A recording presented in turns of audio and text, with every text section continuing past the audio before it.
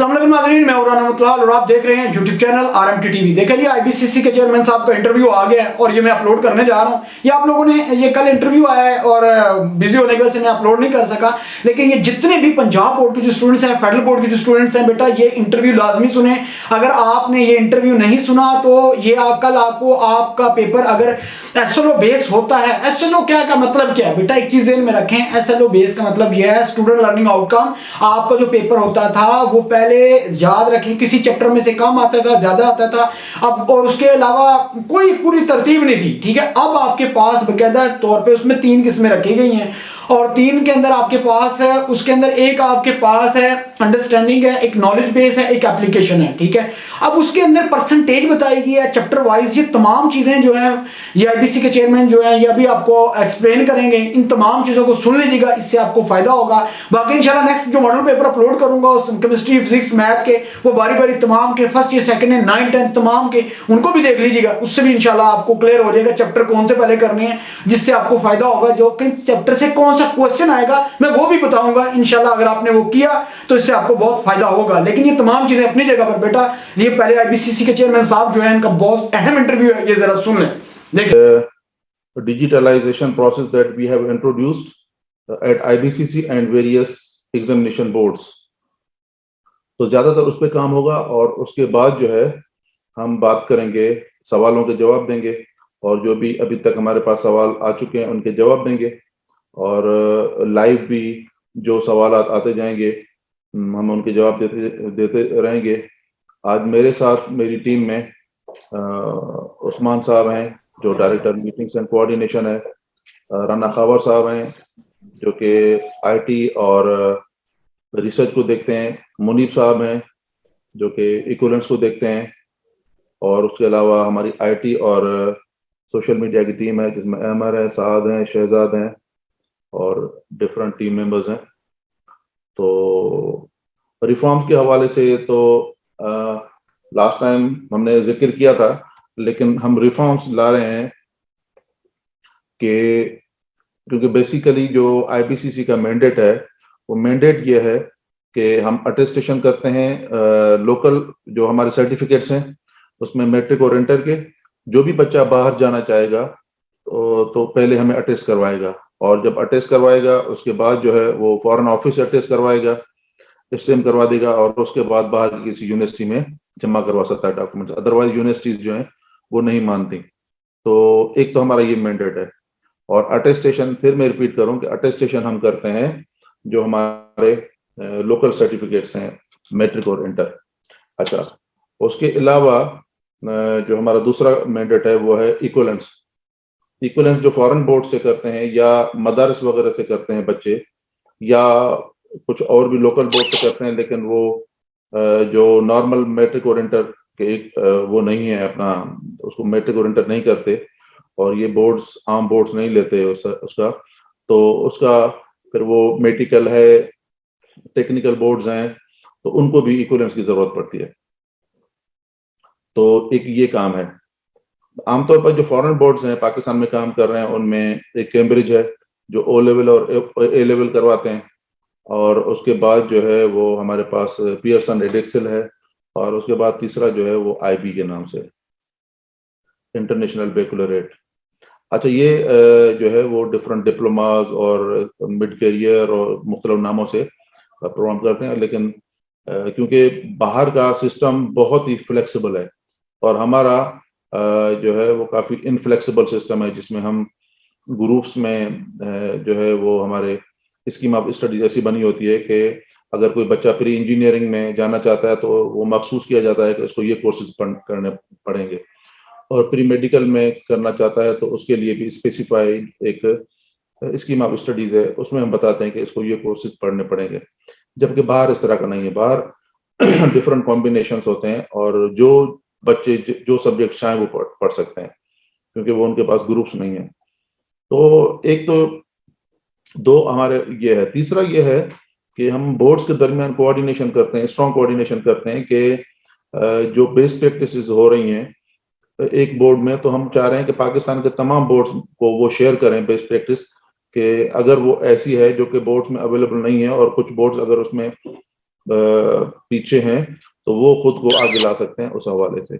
तो एक ये हमारा कोऑर्डिनेशन का वो होता है, और कोऑर्डिनेशन हम आईबीसीसी फोरम की डिफरेंट मीटिंग्स करते हैं, और हर तीसरे महीने के बाद मीटिंग होती है हमारी, और उस मीटिंग में और उसमें कोशिश करते हैं कि हर सूबे में मीटिंग हो। यानी अब फर्ज करें कि इस दफा पंजाब ने मीटिंग करवाई थी, ज़ाहिर है पंजाब में करवाएंगे किसी एक सिटी में, और उसके बाद अगली मीटिंग फिर केपी करवाएगा, उससे पहले वाली मीटिंग लाड़काना में हुई थी, सिंध ने करवाई थी, और इस तरीके से जो है वो तमाम सूबे मीटिंग करवाते हैं अपने टर्न पे। हर तीसरे महीने के बाद फोरम की मीटिंग होती है, और उसमें जो भी हमारे एकेडमिक मैटर्स हैं वो भी डिस्कस करते हैं, और रिफॉर्म्स की बातें भी वहाँ होती हैं। तो एक ये है अपना कोऑर्डिनेशन का। और चौथा हमारा काम जो है, जिसको इस साल हमने बहुत उस पर काम किया, वो था को करिकुलर एक्टिविटीज कि बच्चा हमारा जो है उसमें टैलेंट मौजूद है, लेकिन उसको अपॉर्चुनिटीज नहीं मिलती, जिसकी वजह से वो आगे आ नहीं पा रहा। तो हमारे पास वैसे एक इंटर बोर्ड स्पोर्ट्स कमेटी बनी हुई है आईबीएससी, और उसका भी रोटेशन पे उसकी चेयरमैनशिप मिलती है। तो इस दफा चेयरमैनशिप जो है उसकी केपी के पास है, और पिछले साल पंजाब के पास थी, तो अगले साल किसी और सूबे के पास होगी। तो ये आईबीएससी के प्लेटफॉर्म से हमारी 27 स्पोर्ट्स के कंपटीशन होते हैं, और उसका तरीका ये होता है कि फर्ज करें कि हॉकी का मैच है, तो वो दे दिया हमने कराची बोर्ड को, दे दिया कि आप हॉकी का मैच जो है वो होस्ट करेंगे, और तमाम बोर्ड्स को वहां बुलाएंगे। तो तमाम बच्चे जो हैं स्कूल कॉलेज के जो सिलेक्टेड बच्चे होते हैं वो वहां पहुंच जाते हैं। क्रिकेट किसी और को दे दिया, वॉलीबॉल किसी और को दे दिया। तो इस तरीके से 27 कॉम्पिटिशन होते हैं, स्पोर्ट्स के कॉम्पिटिशन होते हैं, और डिफरेंट बोर्ड्स में वो होते हैं। इंडोर भी हो रही हैं, होते हैं मैचेस, आउटडोर भी होते हैं, और हम कोशिश करते हैं कि हमारे बच्चे और हमारी बेटियां सबको जो है वो स्पोर्ट्स में लाया जाए। एक तो ये किया, एक हमारा ये है। तो उसमें हमने ये कंपटीशन करवाया, और रिसेंटली हमारा नवंबर दिसंबर में हमारे जो ये अक्टूबर नवंबर में हमारे जो कंपटीशन हुए थे उसका फाइनल गाला कंपटीशन हमारे यहाँ स्पोर्ट्स जो कॉम्प्लेक्स इस्लामाबाद में है, जिसमें हमें Pakistan Pakistan board sport board ने, पीएसबी ने सपोर्ट किया था, उनके ताउन से हमने किया, क्योंकि उनके पास हॉस्टल भी होते हैं, और एक वक्त में 500-800 बच्चे, हो सकता है कि 1000 तक बच्चे उनका स्टे कर लेते हैं। तो वहाँ हमने कंपटीशन करवाए थे, और वहाँ 4 कंपटीशन मेल के दरमियान करवाए थे, और 4 कंपटीशन फीमेल के दरमियान करवाए थे। 2 हफ्ते मेल के कंपटीशन होते रहे, और 1 हफ्ता फीमेल का कंपटीशन हुआ, जिसको फिर हमने एक बड़ा गाला प्रोग्राम करवाया था, ओपनिंग करवाई थी, जिसमें हमारे फेडरल मिनिस्टर जनाब शफकत महमूद साहब ने उसको किया, ओपन किया था, और क्लोजिंग जो है उसकी मोहतरमा वजिया साहिबा ने किया था, जो हमारी पार्लियामेंट्री सेक्रेटरी हैं एजुकेशन, फेडरल एजुकेशन की। तो एक तो ये है को करिकुलर एक्टिविटीज के। दूसरा को करिकुलर एक्टिविटीज के हवाले से जो हम करते हैं, वो इस दफा जो हमने किया था, वो ये किया था कि बच्चों को स्पोर्ट्स कंपटीशन के साथ कुछ ऐसे कंपटीशन करवाएं जिसमें जो एकेडमिक से और रिलेटेड हो ज्यादा। तो हमने स्पीच कंपटीशन करवाए थे जिसमें क्रिटिकल थिंकिंग इन्वॉल्व हो। तो उसमें हमने फिलहाल 3-4 जो है वो करवाए थे, लेकिन अभी हमने मजीद कॉम्पिटिशन करवाने हैं, क्योंकि ये ऐसी चीजें हैं जो कि हम करिकुलम का हिस्सा हमारे नहीं होती, और वहाँ क्लास में, स्कूल में उनके पास क्योंकि करियर आवर्स बहुत कम होते हैं, जिसकी वजह से वहाँ कवर नहीं हो सकते, तो हम इंडिपेंडेंटली इसको सेपरेट से हम करवाते हैं। तो इस दफा हमने करवाए थे नाथ कंपटीशन करवाए थे, गरत कंपटीशन करवाए थे हमने, और उसके अलावा जो कौमी नगमा होता है उसके कंपटीशन थे, और डिबेट के कंपटीशन थे, स्पीच कंपटीशन थे, ये सारे कंपटीशन करवाए थे। और ये हमने 7 रीजन्स में करवाए थे, और हर रीजन में हमने 4-4, 5-5 बोर्ड्स बुलाए थे, और ये पूरे कराची, और उसके बाद एक प्रोग्राम लाड़काना में हुआ, तीसरा प्रोग्राम हमारा बहावलपुर में हुआ, उसके अलावा चौथा प्रोग्राम हमारा लाहौर में हुआ, और 5वां प्रोग्राम हमारा यहाँ पर इस्लामाबाद में स्किल यूनिवर्सिटी में हुआ, और छठा प्रोग्राम हमारा ये हरीपुर हजारा की तरफ एक यूनिवर्सिटी है, फाखा शुले यूनिवर्सिटी, पाक ऑस्ट्रियन यूनिवर्सिटी है, और 7वां कंपटीशन हमारा पेशावर में हुआ था। ये हमारे 7 कंपटीशन हुए थे, और उसके बाद उन बच्चों में से जिन्होंने टॉप किया था, उनके लिए हमने फाइनल कंपटीशन हमने अल्लामा इकबाल ओपन यूनिवर्सिटी में इस्लामाबाद में वो करवाया था, जिसमें बच्चे आए थे, और जो टॉपर्स थे उनको हमने अवार्ड दिलवाए थे। तो ये एक को करिकुलर एक्टिविटीज के हवाले से हमारे काम थे जो हम काम कर रहे हैं। उसके अलावा अभी प्राइम मिनिस्टर ने ऐलान किया था जो रहमतुल्लिल आलमीन अशरा मनाया गया था, उसमें तकरीबन 10-11 प्रोग्राम जो है वो आईबीसीसी की तरफ से यूनिवर्सिटीज, कॉलेजेस, बोर्ड्स के ताउन से वो करवाए गए थे। तो ये चारों एरियाज में अल्हम्दुलिल्लाह हम आईबीसीसी जो है वो एक्टिवली रादर प्रोएक्टिवली काम कर रहा है। तो जो हमारा बेसिक काम है वो मेरे नज़र में जो वेटेज ज़्यादा देनी चाहिए वो रिफॉर्म्स को देनी चाहिए, क्योंकि हमारा ये एक अलमिया है कि हमारा एग्जामिनेशन का सिस्टम उतना मज़े का नहीं है। मज़े का इस कॉन्टेक्स्ट में मैं कह रहा हूँ कि आप देखेंगे कि एग्जाम पैटर्न अगर थोड़ा भी कोई एजेंसी चेंज कर ले, टेस्टिंग एजेंसी चेंज कर ले, तो बच्चे उसमें उसको क्वालिफाई नहीं कर पा रहे। तो इसका मतलब ये है कि एक वो जो रोट लर्निंग का वो हमारा जो सिस्टम है, हम अभी तक उसमें फंसे हुए हैं। तो हम 2017 में एक आईबीसीसी ने कॉन्फ्रेंस करवाई थी, और उस 2-3 दिन के कॉन्फ्रेंस में काफ़ी रिकमेंडेशन 26-27 रिकमेंडेशन आई थी, और उसके बाद हम तकरीबन फोरम की हर मीटिंग में वो याद दहानी के लिए ले जाते हैं। और अल्हम्दुलिल्लाह इस वक्त बोर्ड्स ने जो है वो उसको इम्प्लीमेंट करना शुरू कर दिया है, जिसमें 4-5 चीज़ें जो हैं वो कुछ बोर्ड्स ने तो कर दी हैं। एक फेडरल बोर्ड है हमारा, फेडरल बोर्ड ने ई मार्किंग का जो है वो शुरू कर दिया है, जिसमें रिफॉर्म्स भी आ जाते हैं, फिर वो डिजिटलाइजेशन का प्रोसेस भी आ जाता है। एक फेडरल बोर्ड ने किया है, ई मार्किंग का किया है, डिजिटल अटेंडेंस मैनेजमेंट सिस्टम जिसको वो डैम्स कह रहे हैं, उस पर काम किया है। और सबसे बेहतर ये चीज़ ये है कि हम उसके अलावा इससे पहले जो है वो क्वेश्चन आइटम बैंक का था कि एक ये भी प्रॉब्लम है कि जो क्वेश्चन हमारे पास बनते हैं वो भी उस क्वालिटी के बनते हैं कि नहीं बनते, वो बैलेंस होते हैं कि नहीं होते, तो वो उनका जो डिफिकल्टी लेवल है वो है जो होना चाहिए इंटरनेशनल स्टैंडर्ड्स के मुताबिक वो है कि नहीं है। तो वो एक जब तक वो आपके पास सिस्टम कोई नहीं होगा, तो सिस्टम के बगैर अगर आपने इंडिपेंडेंटली टीचर के हवाले कर दिया, तो ज़ाहिर हर कोई टीचर अपना पेपर तो बना के भेजेगा, लेकिन वो पैरामीटर जो आपने सेट किए थे वो चेक कौन करेगा, वो इंश्योर कौन करेगा कि उन पैरामीटर के तहत ही जो है वो पेपर बना है कि नहीं बना।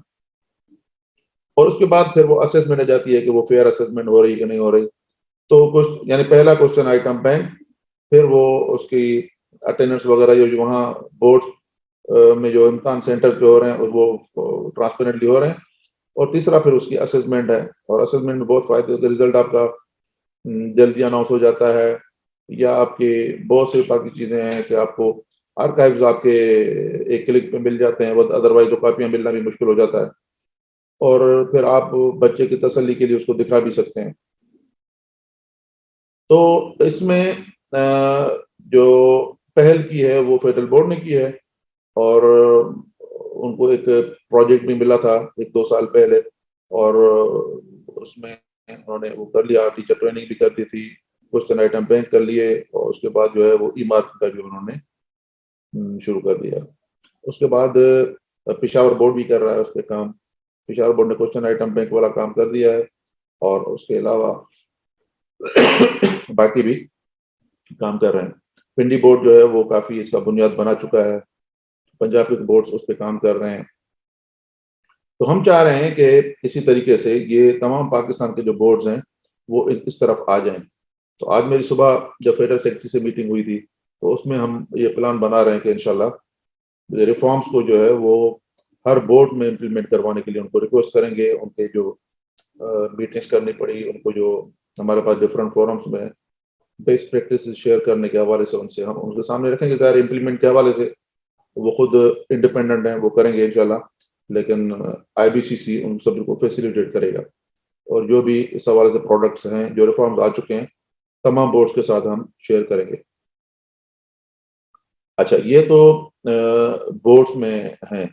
उसके अलावा जो एग्जाम रिफॉर्म्स के हवाले से हमने एक जो डिसीजन किया था, लास्ट टाइम भी मैंने बताया था, और अभी भी जो मेरे सोशल मीडिया की टीम को जो सवाल आ रहे हैं वो ये आ रहे हैं कि 2-3 फैसले हमने किए थे। एक तो ये है कि जो पेपर हमारा बनता था उसमें जो बुनियादी नॉलेज लेवल का था, अंडरस्टैंडिंग का, वो बेसिक कॉग्निटिव लेवल चेक करने के लिए पेपर बनाए जाते हैं। तो हमने अब इस दफा थोड़ा चेंज कर दिया था, और हमने कहा कि थोड़ा इसको चेंज करें, अब अंडरस्टैंडिंग और एप्लीकेशन साइड पे भी फोकस होना चाहिए। तो उस पर तो पंजाब ने तो नोटिफाई भी कर दिया है, सिंध ने भी।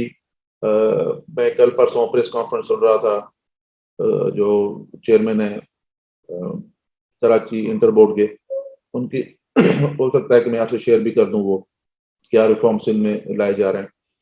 केपीबी इस पे काम कर रहा है, फेडरल बोर्ड इस पे काम कर चुका है, और इंशाल्लाह वक्तन फवक्तन थोड़ा टाइम लगता है, ज़ाहिर है हर बोर्ड के अपने मसाइल हैं, उनको मसाइल को अपने उनको रिसोर्सेज को नज़र में रखते हुए फिर वो सोल्यूशन की तरफ जाते हैं।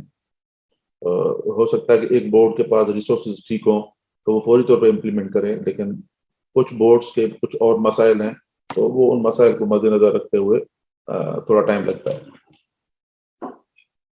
एक तो वो बोर्ड्स के हवाले, दूसरा ये कि हम डिजिटलाइजेशन जो आईबीसीसी में कर रहे हैं, क्योंकि मेरा जो है वो बैकग्राउंड कंप्यूटर साइंस का था, तो इसलिए मैं चाह रहा था कि किसी तरीके से आईबीसीसी में कम से कम प्रोसेस के हवाले से ऑटोमेशन होनी चाहिए, कि कहीं बच्चा जो है वो हमारा जो एंड यूजर है वो ईज ऑफ बिजनेस के हवाले से कोई वो तकलीफ फेस ना करे।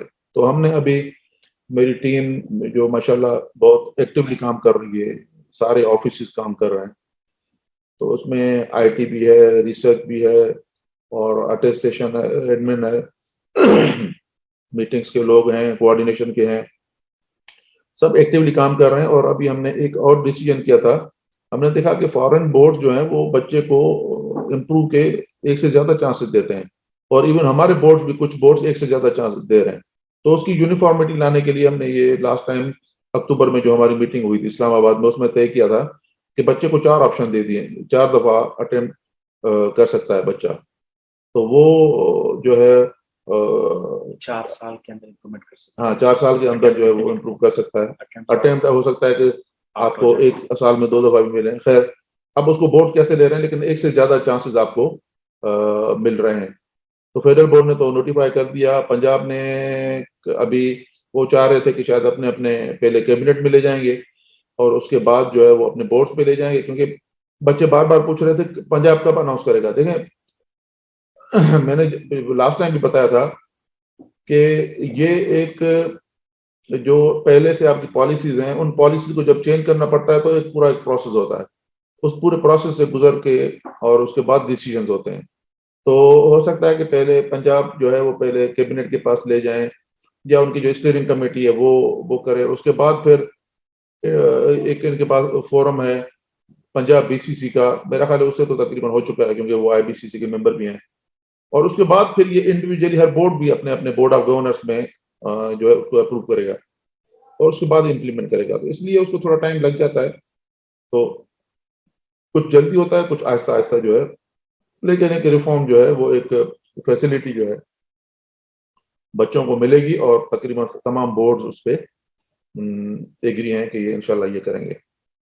अच्छा, उसके बाद हमारे यहाँ ये है कि जो इक्विवेलेंस का है, तो इक्विवेलेंस हमने पूरा का पूरा 100% डिजिटलाइज कर दिया है, जहां तक कैम्ब्रिज का और जो यूके की क्वालिफिकेशन हैं, क्योंकि उनका डेटा पे हमें एक्सेस है, वो हमें डेटाबेस पे एक्सेस देते हैं, वहां से हम वेरीफाई कर लेते हैं, जल्दी बच्चे को सर्टिफिकेट भेज देते हैं। लेकिन कुछ ऐसे बोर्ड्स हैं, फॉरेन बोर्ड्स हैं, जिनका डेटाबेस अवेलेबल नहीं है, तो उनकी वेरिफिकेशन में टाइम लगता है, इसलिए हम पूरा उसको हमने ऑटोमेट नहीं किया, और उसका फिलहाल हमने वही तरीका रखा है कि बच्चा जो है ओरिजिनल सर्टिफिकेट लाएगा तो उसके बाद जो है वो उसको हम इक्विवेलेंस इशू करेंगे। और वैसे भी उनका नंबर जो है वो कम होता है, ज्यादातर नंबर जो है वो जो यूके के एग्जामिनेशन बोर्ड्स हैं उनका जो है वो है, और सबसे ज्यादा कैम्ब्रिज के होते हैं, फिर हैं एडेक्सल, पियर्सन के, और फिर आईबी के हैं, तो वो तो हो जाते हैं। लेकिन बाकी बच्चों को थोड़े इस हवाले से हो सकता है कि डिफिकल्टी फेस करना पड़े, क्योंकि वो मैनुअल सिस्टम के जरिए करना पड़ेगा, क्योंकि हमारे पास तो हम तो ओके हैं, लेकिन वो जो वेरिफिकेशन जहां से होनी है उनके पास सिस्टम जो है वो अभी अवेलेबल नहीं है इस तरह का। अच्छा, उसके बाद जो है वो मैं एक और आपकी तरफ जो है वो आपको बताना चाहता था कि जब हम कह रहे हैं कि ये अपना इक्विवेलेंट सर्टिफिकेट हमने इशू कर दिया, तो यूनिवर्सिटीज जो हैं वो अब उसको वेरीफाई करवाना चाहती हैं, फिर वो हमें भेजती हैं औजार, फिर वही मैनुअल तरीका था तो हमने उसको भी जो है वो डिजिटलाइज कर दिया प्रोसेस को। अब हमने इतना आसान कर दिया है कि यूनिवर्सिटीज जो हैं जिनके पास बच्चे डॉक्यूमेंट्स जमा करवाते हैं, वो जो है वो अब आईबीसीसी को भेजने की जरूरत नहीं है। और उसमें मैं एक आईटी के दोस्तों को कहूँगा वो 4-5 मिनट की का डेमोन्स्ट्रेशन भी आपको दे देंगे। लेकिन यूनिवर्सिटीज के लिए ये बहुत आसानी होगी कि वो हमें वहाँ बैठ के हम मोबाइल ऐप से सिर्फ वो अपना पिक्चर निकालें और वेरीफाई कर लें, वहीं वहीं क्यूआर कोड है, और ऐसा कोड हमने इनक्रिप्ट कर दिया है कि उसको हमारे सिवा कोई डिक्रिप्ट नहीं करेगा, और वो वेरिफिकेशन हमारी जाके पोर्टल से होती है। ये नहीं कि वो क्यूआर कोड में डेटा पड़ा हुआ है वहीं के वहीं दिखा देगा, नहीं हो सकता। वो क्यूआर कोड तो अगर क्यूआर कोड के जरिए डेटा दो तो कोई भी कर सकता है। डेटा पहले सर्टिफिकेट फेक बनाया, उसका क्यूआर कोड डाल दिया, उसको क्यूआर कोड के जरिए रीड कर लिया, वो तो दिखा देगा सब कुछ ठीक है। लेकिन ये कैसे पता चलेगा कि ये जो है वो सर्टिफिकेट आईबीसीसी ने इशू किया है? तो इसके लिए हमने एक थोड़ा इसको इनक्रिप्टेड ज्यादा सिक्योरिटी फीचर्स डाल दिए हैं। और लेकिन यूनिवर्सिटी को कुछ नहीं करना। यूनिवर्सिटीज जैसे पिक्चर निकालेगी, यानी वो रीड करेगी क्यूआर कोड को, स्कैन करेंगे तो डायरेक्टली वो हमारे पोर्टल से उसको वेरीफाई करके दे देगा कि ये आईपीसीसी ने सर्टिफिकेट इशू किया है नहीं किया। ये इसके नंबर हैं, आप स्क्रीन पे देख लें, और अगर ये ठीक है तो ओके, वरना हम देखेंगे हमारे रिकॉर्ड में एक मैसेज आएगा कि रिकॉर्ड नॉट फाउंड। अच्छा, ये तो स्क्रीन पे दिखाएगा, लेकिन स्क्रीन पे दिखाना काफी नहीं होता, क्योंकि यूनिवर्सिटीज कहती हैं कि हमें रिकॉर्ड के लिए चाहिए, और हम वो ईमेल जो है वो ऑफिशियल जो आती है वो हम अपने पास जो है वो रखना चाहते हैं रिकॉर्ड के लिए। तो फिर आईबीसीसी के पोर्टल पे जैसे जाते हैं, उससे पूछेंगे कि आप अपना ईमेल जो है वो इंसर्ट करें, और जैसे अपना ईमेल इंसर्ट करेंगे तो वो भी ऑटो जनरेट हो जाएगा। ये नहीं कि फिर हम मैनुअली भेजेंगे या तो देर लगेगी, उसी लम्हे जो है उसी लम्हे जनरेट हो जाएगी ईमेल, वो रिकॉर्ड में रखने के लिए। तो ये कुछ चीजें हैं। खावर साहब या कौन है जो आप बात करेंगे? साथ तो कौन बात करेंगे? अगर 2 मिनट उस पर आप वेरिफिकेशन का जो प्रोसेस, अगर आपके पास प्रेजेंटेशन या कोई और चीज है तो वो दिखा दें, तो उसके बाद क्वेश्चन आंसर हम ले लें। जी अस्सलाम वालेकुम। अच्छा, ये डॉक्टर मल्ला साहब ने बताया कि आईबीसीसी ने जो है वो अपने इक्विवेलेंस सर्टिफिकेट्स को कंप्लीटली डिजिटाइज कर दिया है, और कंप्लीट डिजिटाइजेशन से और ऑटोमेशन से मकसद ये है कि जो है ना कि ना सिर्फ वो सर्टिफिकेट्स हमारे इंटरनल प्रोसेस के ज़रिए जो है वो इलेक्ट्रॉनिक प्रोसेस के ज़रिए जनरेट होते हैं, बल्कि उनकी वेरिफिकेशन जो हमारे स्टेक होल्डर्स हैं, जो हमारे साथ यूनिवर्सिटीज़ हैं, या जहाँ पे बच्चे अप्लाई करते हैं जॉब के लिए, उसके लिए जो एम्प्लॉयर्स हैं, स्टेक होल्डर्स की वेरिफिकेशन का जो प्रोसेस है वो भी डॉक्टर मल्ला साहब की ज़ेरे निगरानी और उनकी लीडरशिप के अंदर जो है इसको कंप्लीटली कंप्यूटराइज कर दिया गया है, डिजिटाइज कर दिया गया है, और they can check this certificate via QR code,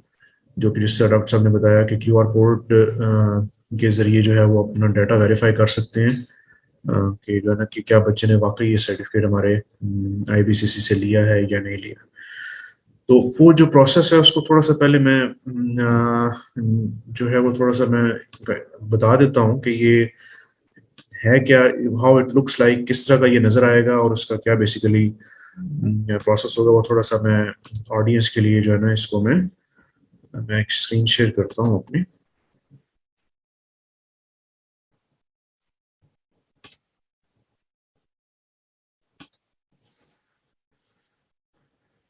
जी, इसमें हम देख सकते हैं कि जो सर्टिफिकेट है वो एज सच, जो बाकी सर्टिफिकेट है एज सच है सारा, उसके अंदर तमाम जो फीचर्स हैं वो एज सच मौजूद हैं, सिक्योरिटी फीचर्स भी, हर चीज़ भी, और उसका जो तमाम डाटा जिस तरह पहले था वो मौजूद है। लेकिन इसके लेफ्ट कॉर्नर के पास जो है ना हमने क्यूआर कोड जनरेट किया हुआ है, और ये QR कोड बेसिकली एक सिक्योर QR कोड है, जो कि एक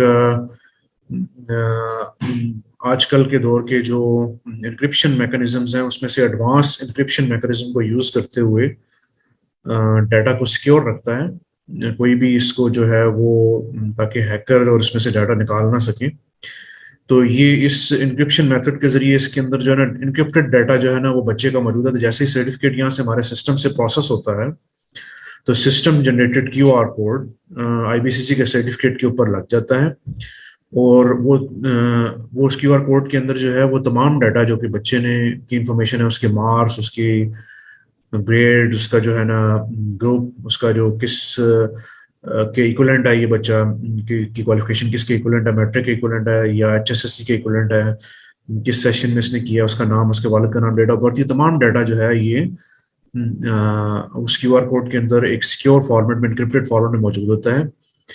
और जो एम्प्लॉयर्स या यूनिवर्सिटीज के पास जब बच्चे सर्टिफिकेट प्रेजेंट करेंगे या करते हैं और करना शुरू करेंगे तो वो वहाँ से हमारी वेरिफिकेशन की जो साइट है और वेरिफिकेशन की ऐप है उसके जरिए जो है ना वो QR कोड को वो स्कैन करेंगे, और स्कैन करने के बाद उनके पास डाटा सारा सामने आ जाएगा इनक्रिप्टेड मेथड के जरिए।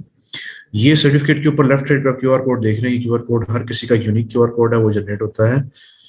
और जिस तरह आप ये मोबाइल से अगर किसी ने स्कैन किया तो आप राइट साइड पे स्क्रीन पे देख रहे हैं, इस पे वेबसाइट का ऊपर लगा हुआ है कैप्शन, जिसका आउटपुट के जो एरो है उसके सामने जो वेबसाइट का जो कैप्शन है ये उसका आगे जो URL नजर आ रहा है आपको, ये URL बेसिकली जनरेट करता है हमारा सिस्टम, और उस URL के ऊपर जो है ना इसका तमाम बच्चे का जो डाटा होता है वो सिक्योर फॉर्मेट में बच्चे को वो डिस्प्ले कर दिया जाता है।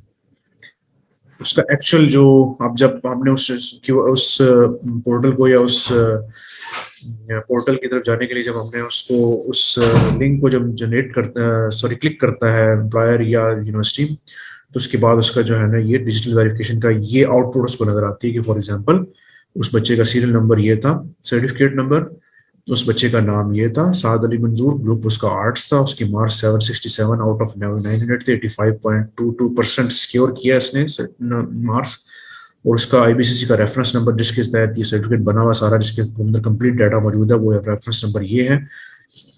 और मतलब ये साथ लिख दिया जाता है कि अगर सर्टिफिकेट को डाटा के साथ कंपेयर कर लें, अगर कोई डाटा से कंप्लाई करता है और तो फिर ये इसका मतलब है कि ये डाटा सर्टिफिकेट वेरीफाइड है।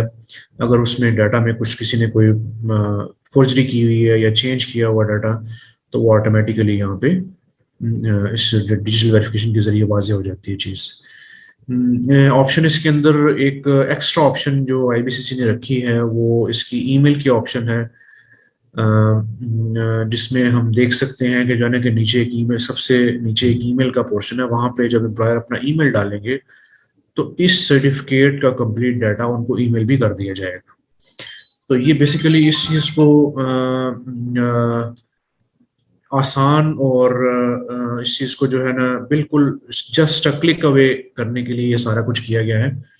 इससे पहले इस डिजिटल वेरिफिकेशन के पोर्टल से पहले जब बच्चे अप्लाई करते थे किसी भी जगह पे, फॉर एग्जांपल वो किसी मेडिकल कॉलेज में अप्लाई करते थे, वो किसी इंजीनियरिंग कॉलेज में अप्लाई करते थे, या वो किसी यूनिवर्सिटी में बैचलर्स के लिए अप्लाई करते थे, या उसके लिए किसी और जगह पे अपने किसी बैंक्स में एम्प्लॉयमेंट जो कंपनीज हैं उनके पास अप्लाई करते थे, तो उनके लिए एक रिक्वायरमेंट थी कि वो वेरिफिकेशन करवाते थे हमारे से, वो मैनुअल सर्टिफिकेट हमें भिजवाया करते थे थ्रू अपना साथ अपने उस क्रेडेंशियल्स डाल के, बच्चे की कॉपीज सर्टिफिकेट की डाल के एक लेटर हेड के साथ हमें भिजवाते थे। वो फॉर एग्जांपल वो वहाँ से कराची से किसी ने अप्लाई किया, 2 दिन उसका जो है ना वो ट्रैवलिंग टाइम है लेटर के पहुंचने का, फिर यहाँ पे वेरिफिकेशन के प्रोसेस टाइम है, उसके लिए मैनुअल रिकॉर्ड चेक किया जाता था, उसका अपना एक IBCC का टाइम था वो लगता था, फिर वापस भिजवाने में फिर 2 दिन अगर लग गए, डाक के जरिए जा रहा है या IBCC तो एफिशिएंट है, उसने अगर कोरियर के जरिए भिजवाते थे तो 1 दिन भी लगता था।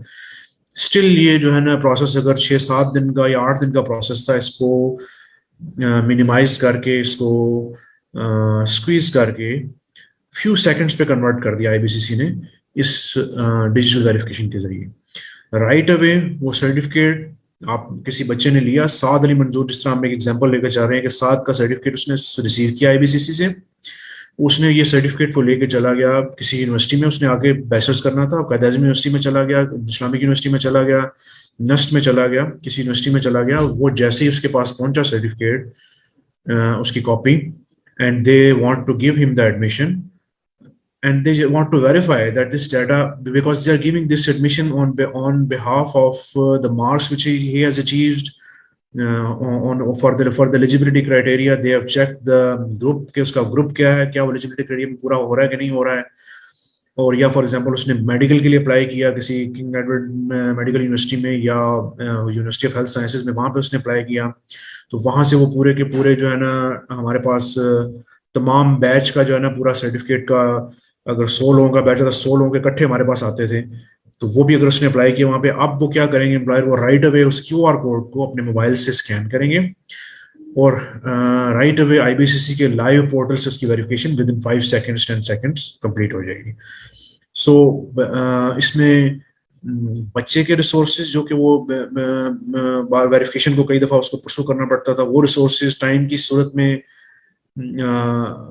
और फाइनेंसेस की सूरत में, प्लस यूनिवर्सिटी के रिसोर्सेज जिसकी जो वो अपना HR के रिसोर्सेज के अंदर वो टाइम एफर्ट लगती थी लेटर बनाने में, सेंड करने में, पोस्ट के जरिए आने में, वो रिसोर्सेज, और फिर उसके बाद दोबारा यहाँ से IBCC के रिसोर्सेज जो कि वो वेरीफाई करके दोबारा लेटर बनाते थे, यहाँ से भिजवाते थे। ये तमाम रिसोर्सेज को बेसिकली IBCC ने इस लैंडमार्क प्रोजेक्ट के जरिए खत्म कर दिया और सिर्फ 5 सेकंड्स के अंदर वो उसके पास तमाम डाटा सामने आ सकता है। वो उसको सिर्फ एम्प्लॉयर पे या यूनिवर्सिटी पे या एडमिशन देने वाले पे या कॉलेज पे ये डिपेंड करता है कि वो उसको ऑनलाइन ही देखना चाहता है तो ऑनलाइन देख ले, अगर वो उसको अपने पास स्टोर करना चाहता है, अपने पास रिकॉर्ड का हिस्सा बनाना चाहता है, तो उसका प्रिंट की ऑप्शन अवेलेबल है, उसका प्रिंट आउट लिया जा सकता है, वो प्रिंट लेके अपने पास इसको स्टोर कर सकता है। तो बेसिकली ये ईमेल का है वो फॉर्मेट की, अगर वो ईमेल जो है अगर हमने उसने अगर एम्प्लॉयर ने बताया या यूनिवर्सिटी ने बताया कि हमें ईमेल कर दिया जाए, तो ये उस डेटाबेस से उसका तमाम जो है ना वो इन्फॉर्मेशन उसकी वहाँ पे उसको भिजवा दी जाती है, जो हमने उसको स्क्रीन पे दिखाई है। उसके पास ईमेल में एज ए रिकॉर्ड भी रह सकती है। अगर कुछ ऑर्गेनाइजेशन ईमेल के लिए रिकॉर्ड रखना चाहती है ईमेल में, तो ईमेल के जरिए उनके पास रिकॉर्ड के तौर पर रह सकती है चीज़। तो ये जो चीज़ बेसिकली हमने मतलब जो गाइड करने का ये प्रोसेस था, इसका बेसिक पर्पस यही था कि जो है ना कि आप लोगों को ये बताया जाए कि तमाम चीज़ें जो है ना IBCC ने इक्विनेस के हवाले से इसको डिजिटाइज कर दिया है, और इसमें जो ईज ऑफ बिजनेस या ease of access to IBCC, ease of public की जो हर्डल्स हो उसको मिनिमाइज करने के लिए IBCC अपने काम कर रही है डॉक्टर सुमल्ला साहब की लीडरशिप के अंदर। और ये उनमें से एक बड़ा स्टेप था जो कि IBCC ने, IT टीम ने और IBCC ने ओवरऑल इसको इम्प्लीमेंट किया है, ताकि बच्चों का टाइम बच सके, यूनिवर्सिटीज के अंदर जो स्टाफ है जो पूरा यूनिवर्सिटी का टाइम बच सके, IBCC का अपना टाइम बच सके, रिसोर्सेज बच सके, कॉस्ट बच सके। और सबसे बड़ी बात ये कि जो है ना कि जस्ट अ क्लिक अवे, एक क्लिक में आप चेक कर सकते हैं कि सर्टिफिकेट ठीक है या नहीं ठीक।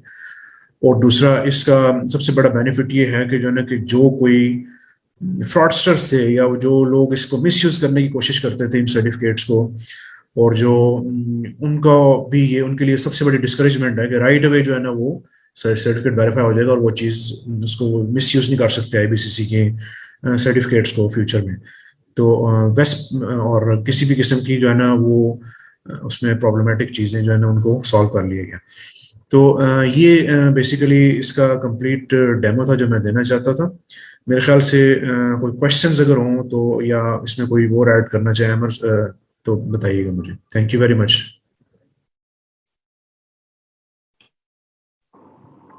जी अस्सलाम सर, स्टूडेंट्स का कुछ कमेंट्स आए हैं जो पूछ रहे हैं कि अगर जो पुराने सर्टिफिकेट्स हैं जो अभी से पहले इशू हो चुके हैं उनके ऊपर अगर QR कोड नहीं है तो वो बच्चे फिर क्या करेंगे? देखें, इसमें मैं उन बच्चों को बता देता हूँ 2 चीज़ें। एक तो यह है कि हम तकरीबन 40 से 50 हज़ार सर्टिफिकेट्स हर साल इशू करते हैं।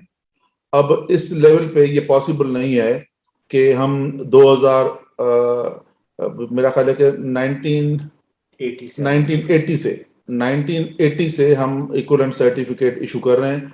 अब ये अगर 1980 से हमने देना शुरू कर दिया तो बहुत मुश्किल हो जाएगा हमारे लिए, नंबर 1।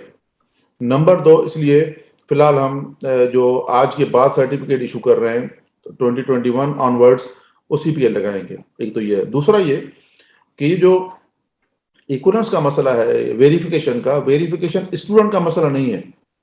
स्टूडेंट का मसला सिर्फ सर्टिफिकेट लेना है, और ये वेरिफिकेशन वैसे भी स्टूडेंट की वेरिफिकेशन यूनिवर्सिटीज या एम्प्लॉयर नहीं मानेगा, क्योंकि वो एम्प्लॉयर या ऑर्गेनाइजेशन खुद करवाती हैं आईबीसीसी से। उनका एक कवरिंग लेटर आता है और उसके साथ सर्टिफिकेट अटैच होते हैं, और यहाँ से हमारा जो वेरिफिकेशन डिपार्टमेंट है वो वेरिफिकेशन करके भेजता है। तो इसलिए ये इसको इस हवाले से बच्चों को इसमें वरी होने की जरूरत नहीं है, और ये यूनिवर्सिटीज खुद ही करेंगी। जिनके QR कोड लगे हुए नहीं थे तो वो पुराने प्रोसीजर के ही तहत जो है वो यूनिवर्सिटीज हमें भेजेंगी, और 2021 ऑनवर्ड्स जो भी हमने दिसंबर में लॉन्च किया है, उसके बाद जो भी सर्टिफिकेट्स होंगे उस पर QR कोड होगा और वो यूनिवर्सिटीज उस तरीके से वेरीफाई कर सकेंगी। इसमें सर मैं एक और चीज भी ऐड कर दूं बच्चों के लिए, कि जो ज्यादातर बच्चों की वेरिफिकेशंस आती हैं वो फ्रेश सर्टिफिकेट्स की आती हैं। मतलब ऐसा नहीं है कि 1990 में कोई किसी ने सर्टिफिकेट लिया वो अभी दाखिला कर रहा है। तो मोस्टली जो केसेस होते हैं वो ज्यादातर 2021 या उससे ऑनवर्ड के। हाँ, तो मेरा ख्याल है कि बच्चों को, उस्मान साहब कह रहे हैं कि बच्चों को जरूरत भी नहीं पड़ेगी, क्योंकि वो जो हमारे पास वेरिफिकेशन के केस आते हैं वो फ्रेश के ही आते हैं, वो पुराने नहीं आते। इसलिए आप इसमें खामखा में खुद को इसमें परेशान ना करें। अच्छा, ये हमजा मुगल जो है वो सवाल कर रहे हैं और बड़े गुस्से से सवाल कर रहे हैं। मैंने बताया था कि कुछ चीज़ों में आईबीसीसी जो है वो सिर्फ एक कोऑर्डिनेशन का इदारा है, फैसिलिटेट करता है, बाकी डिसीजन जो है बोर्ड्स करते हैं। हमने कहा तो हुआ है, ये जो पिछली ई कचहरी में भी ये बच्चों का सवाल आ रहा था कि पंजाब जो है वो 9th और 11th का स्पेशल एग्जाम नहीं ले रहा, जो कि उनका एक पुरानी पॉलिसी है और उसी पॉलिसी को वो कंटिन्यू कर रहे हैं। They will not conduct the special examination of grade 9 and 11, और बाकी बोर्ड्स ले रहे हैं, सिंध भी ले रहा है और अपना केपी भी ले रहा है, फेडरल बोर्ड भी ले रहा है, कोयटा भी ले रहा है, लेकिन पंजाब नहीं ले रहा। हालांकि पंजाब को रिक्वेस्ट की थी हमने, और पंजाब ने अपने जो बीसीसी का उनका फोरम है उस पर रखा था, लेकिन उस पर कोई डिसीजन नहीं कर सके।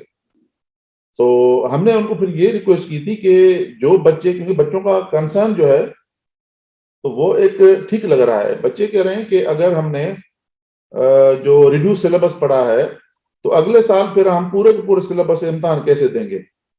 ये कंसर्न तो है, ये हमने पहुंचा दिया है, लेकिन फिर भी मैं कहूं कि हम जो आईबीसीसी का रोल है वो आपके जो मसाइल हैं वो हम वहां तक पहुंचा देते हैं। और ये फिर एक बात आई है तो इन रिटर्न भी हम उसको भेज सकते हैं कि बच्चों के ये एक हमारे पास कुछ ऑब्जर्वेशंस आ रही हैं, बच्चे चाह रहे हैं कि अगर 9 और 11 का आप स्पेशल एग्जामिनेशन इस साल नहीं दे रहे, और अगर 2022 में एग्जाम लेंगे तो कम से कम 9 और 11 से जो रिपीट कर रहे हैं बच्चे उनसे आप इस रिड्यूस सिलेबस से लें। लेकिन वो तय, फिर भी मैं आपको बता दूं कि वो तय खुद ही बोर्ड्स करेंगे, तो आपको बोर्ड्स के साथ राब्ता करना पड़ेगा। जी हमजा।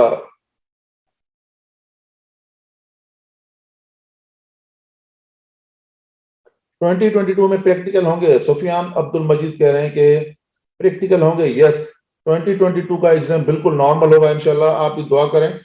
पूरे के पूरे सिलेबस से होगा, सारे के सारे पेपर्स होंगे, प्रैक्टिकल होंगे, जिस तरीके से एग्जाम होते थे उसी तरीके से एग्जाम होंगे। लेकिन सिर्फ उसमें यह है कि एग्जाम मई जून में हो रहा है एग्जाम, ये सबको पता होना चाहिए। मेरा ख्याल है अगर मई जून में है तो ये शायद माह मुबारक रमजान की ईद के बाद शायद एग्जाम अनाउंस हो जाए। तो ये सिर्फ आपको पता होना चाहिए कि एग्जाम की डेट तय हो चुकी है, 100% सिलेबस, और उसके अलावा सारे के सारे पेपर्स और प्रैक्टिकल्स वगैरह जिस तरीके से बोर्ड्स लेते हैं उसी तरीके से सारी चीजें होंगी। इजाज साहब का सवाल है कि क्या 11th और 12th के कंबाइन एग्जाम हो सकते हैं?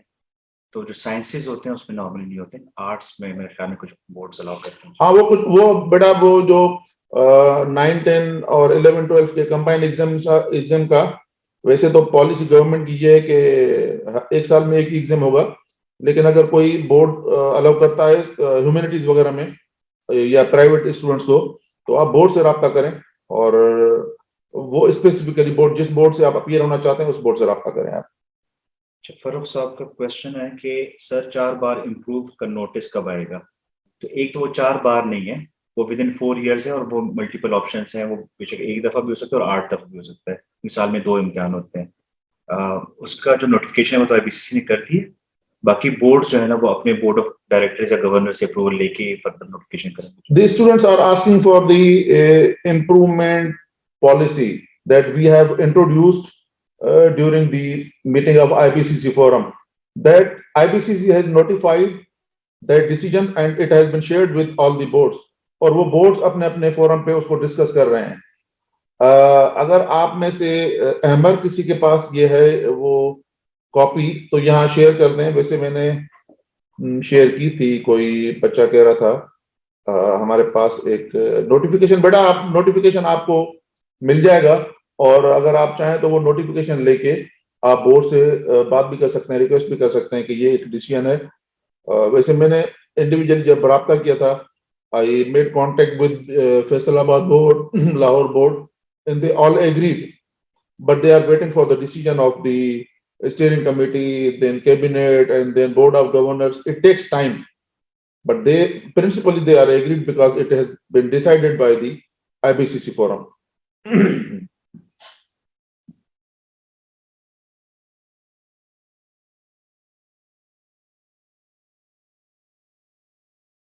शमाइला लईक का क्वेश्चन है कि उसके बच्चे ने सऊदी अरब से ओ लेवल कर रहे हैं और 8 सब्जेक्ट्स में अपीयर हो रहे हैं। 5 तो जो इंग्लिश, केमिस्ट्री, फिजिक्स, बायोलॉजी और मैथमेटिक्स में अपीयर हो रहे हैं। 3 जो है वो इकोनॉमिक्स और इस तरह के पेपर्स ले रहे हैं। अब उन्होंने उर्दू, इस्लाम, पाकिस्तान स्टडीज वहां से नहीं करना किया हुआ, ए लेवल्स उन्होंने पाकिस्तान से करना है। तो क्या वो ये पूछ रहे हैं कि इस्लामियात, उर्दू, पाकिस्तान स्टडीज कंपलसरी होगा कि नहीं? 2021 में नहीं, वो तो जब भी आएंगे 2022 मतलब 22 में ए लेवल्स करने के लिए, तो ये 3 सब्जेक्ट्स कंपलसरी होते हैं उन तमाम बच्चों के ऊपर जो ओ लेवल्स बाहर से करते हैं और ए लेवल्स पाकिस्तान से करते हैं, अगर वो डुअल नेशनल नहीं है तो। ठीक है, अगर वो डुअल नेशनल है तो ये तीनों पेपर नहीं, तो ये कोविड की वजह से जो हमने एग्जाम दिया हुआ है, तो उसमें इनको एग्जाम नहीं देंगे, एग्जाम दे सकते हैं। कौन सा वाला सर? ये कंपलसरी एग्जाम ये अभी एग्जाम देंगे 2022। ओके, हाँ बेटा, ये है कि अगर आप सऊदी अरब में या कहीं भी अगर आप डुअल नेशनल नहीं है, तो आपको अगर 5 पेपर वहां देते हैं और ए लेवल देना चाहते हैं, तो फिर उसके बाद आपको 3 कंपलसरी के पेपर, अगर ए लेवल पाकिस्तान से देना चाहते हैं, हाँ, अगर ए लेवल पाकिस्तान से देना चाहते हैं तो आपको वो 3 पेपर देने पड़ेंगे। तो बजाय ऐसे कि वहां पे 8 पेपर्स में अपीयर हो रहे हैं तो 5 में ही अपीयर हो जाए। हाँ, वहाँ 5 हो जाए, ओ लेवल में वहां से 5 हो जाए, और जब पाकिस्तान में आप क्योंकि ए लेवल पाकिस्तान से करेंगे 3 पेपर देंगे, तो यहाँ वो जो कंपलसरी के पेपर आपने नहीं दिए ओ लेवल के, वो यहाँ दे दीजिएगा। फिर आप 8 पेपर देने की इस वक्त जरूरत नहीं है, 3 पेपर फिर बाद में दे दें आप। और जिन बच्चों ने 2021 में एग्जाम दिए ओ लेवल के लिए, तो वो एग्जाम्प्टेड है इस्लामियात और पाकिस्तान स्टडीज से। हाँ, ये एक जनरल डिसीजन था कि students who were appeared in examination 2021, the compulsory courses have been exempted, so they don't need to appear in these 3 subjects. तो उनको सिर्फ इलेक्टिव में अपीयर होना पड़ेगा, क्योंकि ये जो शुमाइला का सवाल है वो मेरा ख्याल है 2022 के लिए है। तो 2022 के लिए पॉलिसी वही रहेगी जो नॉर्मल पॉलिसी थी, और अगर 2021 है तो इस साल के लिए हमने कंपलसरी कोर्सेज जो हैं वो तमाम बोर्ड ने एग्जाम कर दिए, क्योंकि वो डिसीजन था inter provincial education minister conference में, IPMC का, जिसमें तमाम स्टेक होल्डर्स साथ थे, and this will be applied on the all students साहब, और वो सिर्फ एग्जामिनेशन 2021 पे अप्लाई होगा। बच्चे रिजल्ट्स के बारे में पूछ रहे हैं कि रिजल्ट्स कब आएंगे स्पेशल एग्जाम्स के, तो वो बोर्ड से कंफर्म बेटा वो देखें, बोर्ड्स से आप डेट्स जो है ना वो फेडरल बोर्ड ने अनाउंस कर दिए। आप पंजाब कब अनाउंस कर रहा है ये आप उनसे पूछें। सिंध तो वैसे मेरा ख्याल है कि स्पेशल एग्जाम जनवरी फरवरी में ले रहा है। तो ये जो है ना वो इस तरह की चीजें बोर्ड टू बोर्ड वेरी होती हैं। तो हमारे लिए बहुत मुश्किल हो जाएगा कि हम 30 बोर्ड से रब्ता करके आपको डेट्स बता दें, और आपके लिए बहुत आसान है कि आप कंसर्न बोर्ड से रब्ता करें कि आपके का रिजल्ट कब अनाउंस कर रहे हैं, जहां से आप अपीयर हैं वहां से आप पता कर लें। क्या एडिशनल, मुनीब नासिर कह रहे हैं कि क्या एडिशनल वालों को 33% देंगे स्पेशल एग्जाम में पंजाब में, एडिशनल वाले यानी एडिशनल सब्जेक्ट्स का? तो मुनीब आप सवाल थोड़ा कोलैबोरेट कर सकते हैं, एक्सप्लेन कर सकते हैं क्या आप कह रहे हैं? आप इस सुनता स्पेशली आपका पीए मैंने इक्विवेलेंस के लिए कंप्लेन की थी।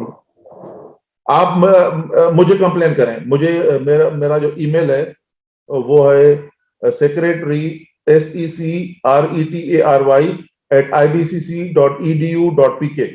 इस पे आप मुझे कर दें, अपना कंप्लेन कर दें जो भी आपकी, और वो जो कोई अटैच एविडेंस है तो वो भी मुझे भेज दें, मैं आप इसको फौरी तौर पे देखता हूँ। या अगर कोई कंप्लेन है तो हमारे पास हमारे इस पे लिख दें, वो जो कंप्लेन वाला है वो भी ईमेल डाल दें।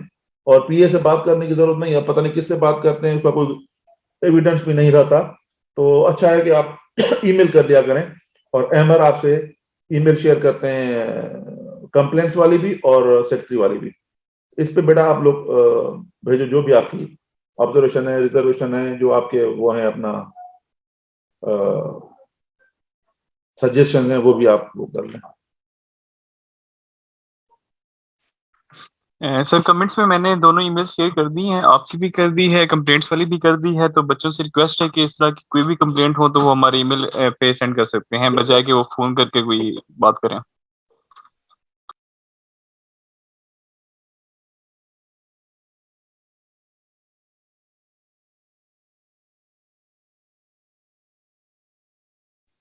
कॉलेज का रेफरेंस तो उस्मान मलिक, शायद उस्मान मलिक का है ना जी सर, उस्मान मलिक ने कहा है कि आपने अप्लाई किया था इक्विवेलेंस के लिए और उसमें आपको 1.5 महीना लग गया है।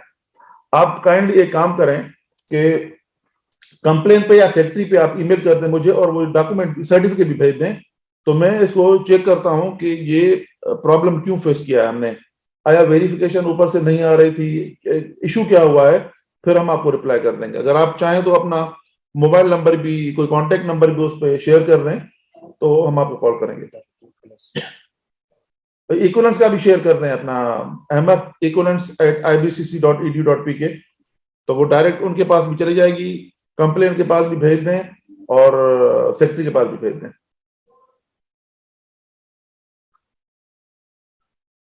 चौधरी जैनुल आबदीन कह रहे हैं कि फर्स्ट ईयर के पेपर कब होंगे। मैंने अर्ज किया कि इम्तहान जो है वो मई और जून में होंगे, जो तय हो चुका है 2022 में।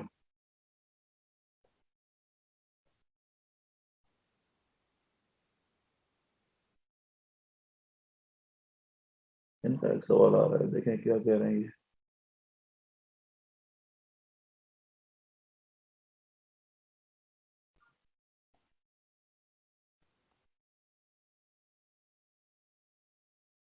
एक स्टूडेंट सवाल पूछ रहे हैं कि मतलब अगस्त में इम्तिहान हो सकते हैं 2022 के, तो वो तो जिस तरह डिसाइड हुआ था मई के। नहीं, वो इम्तिहान बेटा मई जून में होंगे, और जुलाई में जो है वो जून जुलाई अगस्त तक जो है वो उसकी असेसमेंट होती है, रिजल्ट कंपाइल होते हैं, और फिर वो यूनिवर्सिटीज जो है फिर वो अपने एडमिशंस करते हैं, फिर वो पीएमसी सारे जो है ना, वो एक पूरा साइकिल है, और वरना पूरा का पूरा कैलेंडर डिस्टर्ब हो जाता है।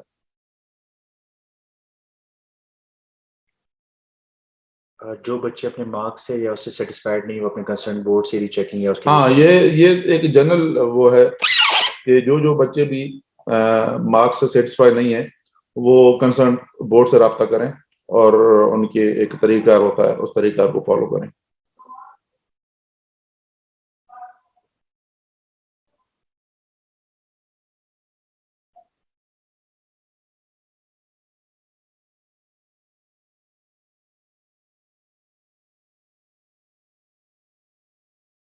ये मुनीब का सवाल अभी तक जो है जी, वो, और वो सिर्फ कॉपी पेस्ट कर रहे हैं और सेम वही चीज की मतलब उसमें नहीं मुनीब बेटा, इस तरीके से सवाल आपका समझ नहीं आ रहा। अगर आप इसको, या तो आप एक काम करें कि आप हमें ईमेल करें, मेरे ईमेल पे कर दें secretary@ibcc.edu.pk।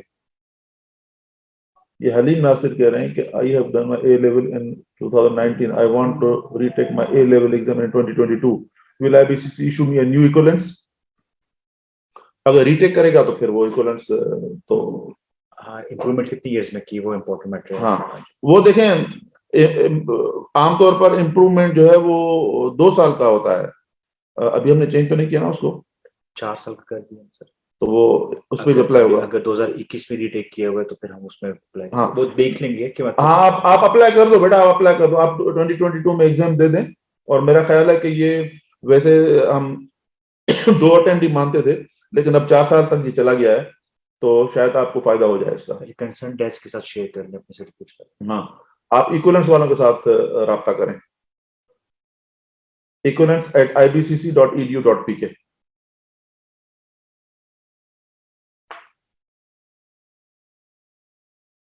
सर मैं 2020 में स्पेशल एग्जाम में एडमिशन दिया है।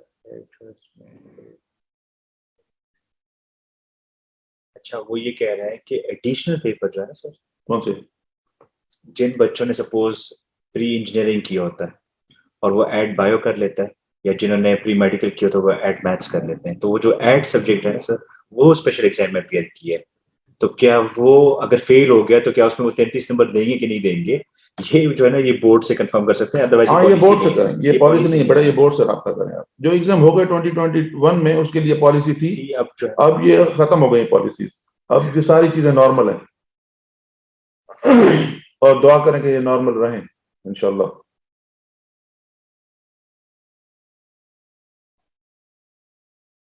जहांगीर अहमद सवाल कर रहे हैं, बेटा मैंने आपको बताया कि कंपोजिट एग्जाम के हवाले से आप कंसर्न बोर्ड से राब्ता करें कि उनकी क्या पॉलिसी है कंपोजिट के हवाले से। आमतौर पर ये जनरल पॉलिसी ये नहीं है, ये बोर्ड स्पेसिफिक पॉलिसी होगी।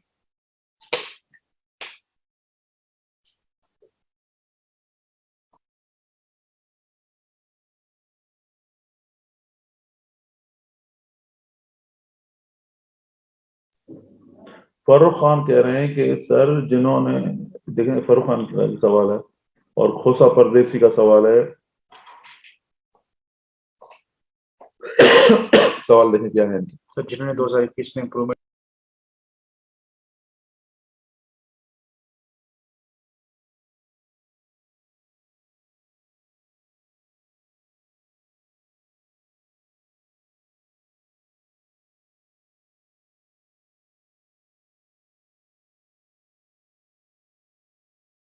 क्या वो अब वो 4 ईयर वाली पॉलिसी के मुताबिक 2022 में दे सकते हैं कि नहीं दे सकते हैं? हमारी तरफ से तो डिसीजन चला गया है, फेडरल बोर्ड ने उसको इम्प्लीमेंट कर दिया है, बाकी बोर्ड्स भी उसको। वो परसों मैंने उसकी सिंध की सुनी थी प्रेस कॉन्फ्रेंस, वो भी अब इम्प्लीमेंट कर रहे हैं। तो वो अपने कंसर्न बोर्ड से वो कर ले और वहाँ पे रीअपेयर कर ले फॉर्म, तो जिस वो फॉर्म ले रहे होते हैं उस टाइम पे उनको बता देते हैं। हाँ, ये बेटा बोर्ड से आप राब्ता करें, ये हम एक जनरल पॉलिसी हमने बना दी है और बोर्ड ही उसको इम्प्लीमेंट करेंगे। अब फेडरल बोर्ड ने इम्प्लीमेंट कर दिया है।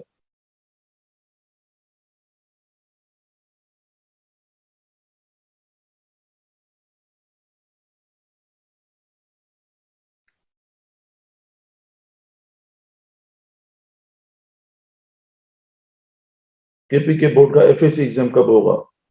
अभी डेट्स उन्होंने डिक्लेयर नहीं की। स्पेशल एग्जाम की स्पेशल एग्जाम्स तो हो चुके हैं, तो बाकी तो मई जून है, वो तो कह है। डेट्स तो बाद में डेट्स तो भी नहीं है सर। डेट्स नहीं आएगी, डेट्स बाद में आएगी बेटा।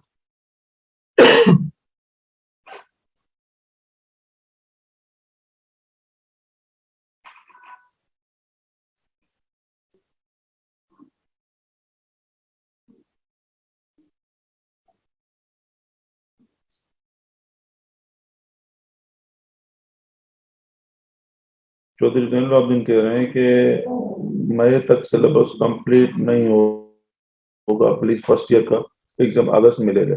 ये पहले सवाल जो था, तो मतलब नहीं बेटा, जवाब ये दे दिया देखें था। पॉलिसी डिसीजन है, ये मैंने जवाब दे दिया। ये आईपीएमसी ने तय किया है और अब तो कोई चेंज नहीं कर सकता। इवन बोर्ड अब अथोराइज नहीं है कि आईपीएमसी के डिसीजन के बाद जो है उसको चेंज कर सके। तो ये इम्तिहान मई जून में ही होंगे। मुनीब नासिर कह रहा है, क्या सर हम एक साल में फर्स्ट ईयर और सेकंड ईयर दोनों का पेपर दे सकते हैं? मींस अब एक तो सवाल था, उसका जवाब आपने दे दिया कि एक साल के अंदर दोनों एग्जाम साइंसेस के नहीं हो सकते। फिर आगे खुद ही कह रहा है, मींस एनुअल में फर्स्ट ईयर और सेकंड एनुअल में सेकंड ईयर, तो 2 एनुअल में तो 2 इम्तिहान वो दे सकते हैं, लेकिन एक साल के अंदर एक मतलब इम्तिहान नहीं दे हाँ, सकते। एक साल में एक ही। अगर वो जो आप रिपीट करते हैं बेटा, वो भी उसी साल का करेंगे ना। जो हम एग्जाम दो एग्जाम ले रहे हैं 2021 में, अगर फर्स्ट कर एग्जाम लेंगे तो 2021 में वही एग्जाम, यानी फर्स्ट ईयर तो फर्स्ट ईयर। 6 महीने के बाद सेकंड ईयर तो नहीं दे सकते ना बेटा, फिर वो एनुअल एग्जाम नहीं रहेगा, फिर वो टर्म हो जाएगा, सेमेस्टर हो जाएगा।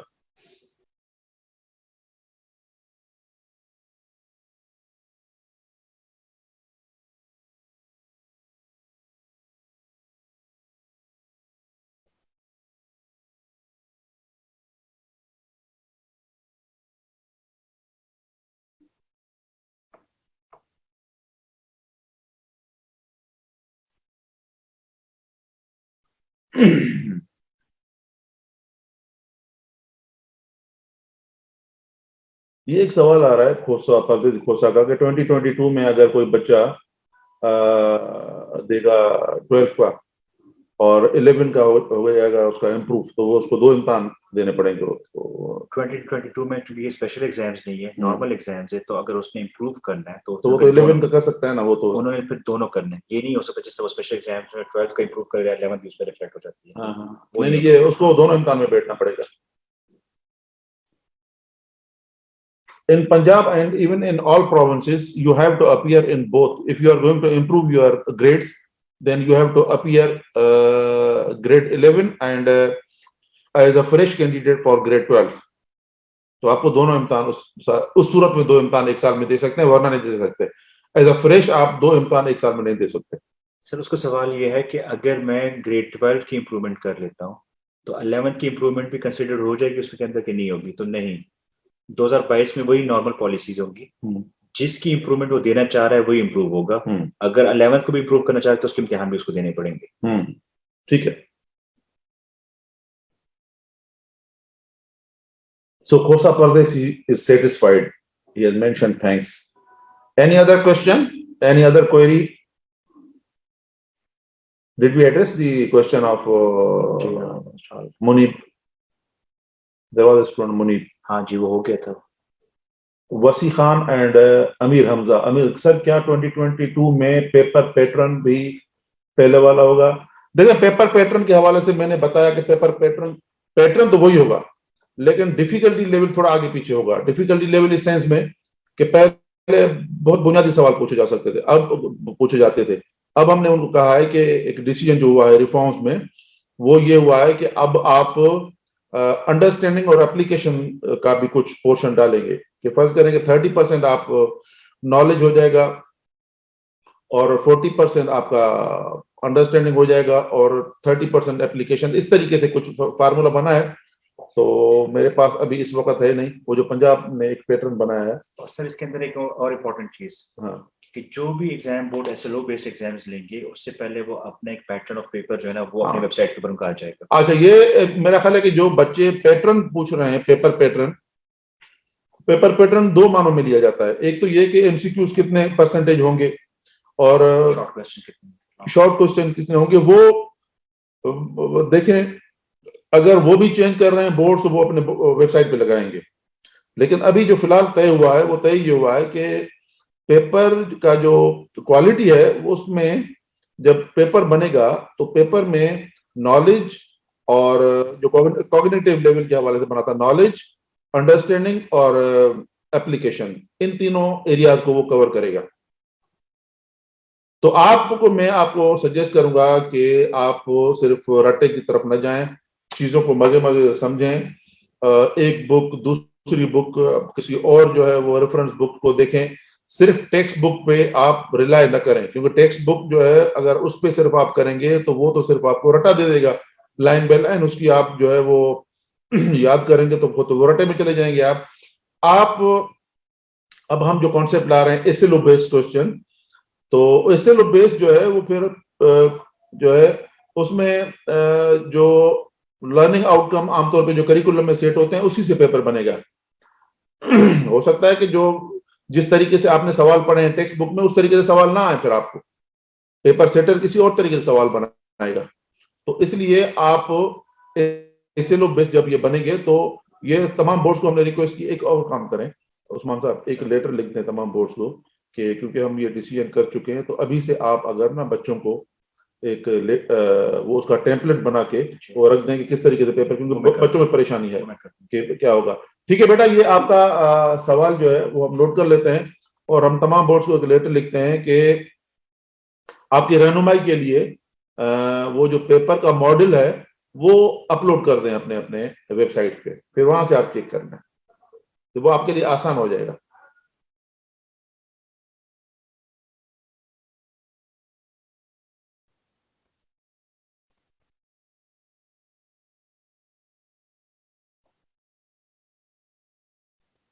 पंजाब बोर्ड रिजल्ट कब आएगा? 12th का बेटा, वो जब एग्जाम होंगे तो रिजल्ट आएंगे। और हलीम नासिर, थैंक यू बेटा, thank you. Punjab board, Mohammad Ali Taimur would step slowly Cambridge system implement करें लोकल बोर्ड्स में। देखिए मसला कैम्ब्रिज का या किसी फॉरेन बोर्ड का नहीं है, हम खामखा में हम ये इंप्रेशन नहीं देना चाहते कि कोई हम फॉरेन बोर्ड से कोई मुतासिर होके ये करना चाह रहे हैं। देखें एक इशू है हमारा, ये इशू ये है कि आप अभी देखें कि बच्चे यहाँ अब अपने लोकल सिस्टम में पोजीशन ले रहे हैं। जब एमडीकेट का टेस्ट आता है, कुछ और टेस्ट आते हैं तो उसमें नंबर कम लेते हैं। क्यों लेते हैं? इसलिए कि वो पेपर पैटर्न जब भी चेंज होता है तो बच्चा हमारा परेशान होता है। हम कह रहे हैं कि बच्चे की अंडरस्टैंडिंग लेवल अच्छी होनी चाहिए कि पेपर पैटर्न जैसा भी आ जाए वो उसको अटेम्प्ट कर ले, उसका जवाब दे दे। तो ये ऑब्जेक्टिव हमारा ये है, हम किसी फॉरेन बोर्ड से मुतासिर होकर ये काम नहीं कर रहे। सवाल उसका ये है कि आप उसको कैम्ब्रिज बोर्ड की तरफ शिफ्ट कर दें बोर्ड्स को। नहीं कर सकते, वो नहीं कर सकते। जाहिर है अपने अपने बोर्ड अपने तरीके से करेंगे। हम अपना सिस्टम हम कोशिश कर रहे हैं कि अपना सिस्टम बेहतर बनाए।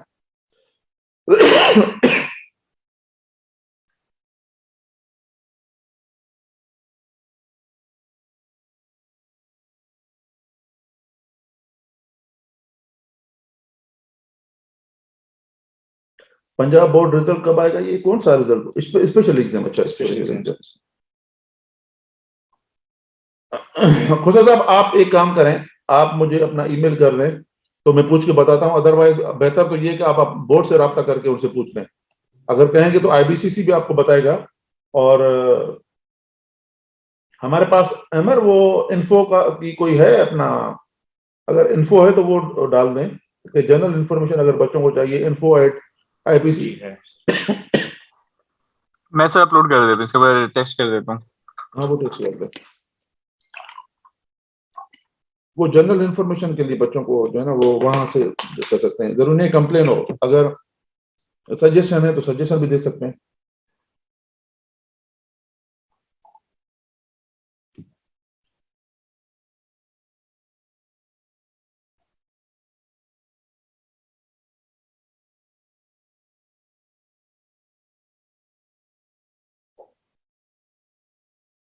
इम्प्रूवमेंट के चांसेस बेटा मिलेंगे आपको। ये मोहम्मद वसी खान कह रहे हैं इम्प्रूवमेंट के चांसेस 4 साल तक मिलेंगे आपको, ये तय हो गया है।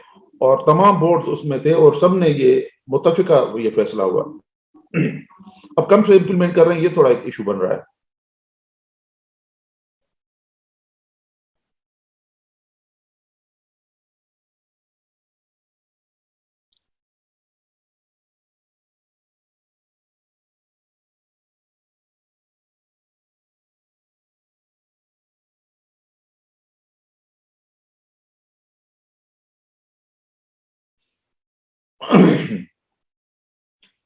कराची ऑफिस को बता देंगे हम बहुत जल्दी जो है ना। हाँ बच्चे जो कराची से लोकल कराची से हैं या पूरे सिंध से या शायद बलूचिस्तान के बच्चे भी आते हैं कराची, वो हमने फील किया कि बड़ी परेशानी हो रही है कराची के बच्चों को जो कराची में डॉक्यूमेंट जमा करवाते हैं। तो हमने ये किया है कि एक सिस्टर ऑर्गेनाइजेशन थी हमारी, उनसे हमने रिक्वेस्ट करके उनसे बिल्डिंग लेके उसको ठीक कर दिया है और होपफुली 15 जनवरी तक वो फंक्शनल हो जाएगी। और उसके बाद आपको टेक्निकल बोर्ड जो है वैसे हमारी ऑफिस वहां होती थी, अब टेक्निकल बोर्ड नहीं जाना पड़ेगा। और नई ऑफिस जो है वो हमारी बहुत एक्सेसिबल है। वो location that is near HEC और पीटीवी के बिल्कुल साथ है। एक पीटीवी का गेट है और उसके साथ ही IBCC का नया ऑफिस वहां हमारा गेट है। हॉस्पिटल और लियाकत हॉस्पिटल। और अगर आप पीटीवी आपने नहीं देखा तो दूसरा ऑप्शन आपको ये है कि जैसे अगर आप नेशनल स्टेडियम की तरफ से आ रहे हैं तो पहले आगा खान आ जाएगा राइट हैंड पे और फिर राइट हैंड पे ये आ जाएगा Liaquat National Hospital. Liaquat National Hospital gate के बिल्कुल सामने लेफ्ट पे आपके हाथ पे आप देखेंगे कि IBCC का ये बोर्ड भी लगा देंगे हम इंशाल्लाह। आपको वो जो लाइनों में खड़ा होना पड़ता था आपको बाहर गलियों में, अब इंशाल्लाह उसकी जरूरत नहीं है। मजे से आपके बैठने का इंतजाम कर दिया है हमने, 50 बच्चे बैठ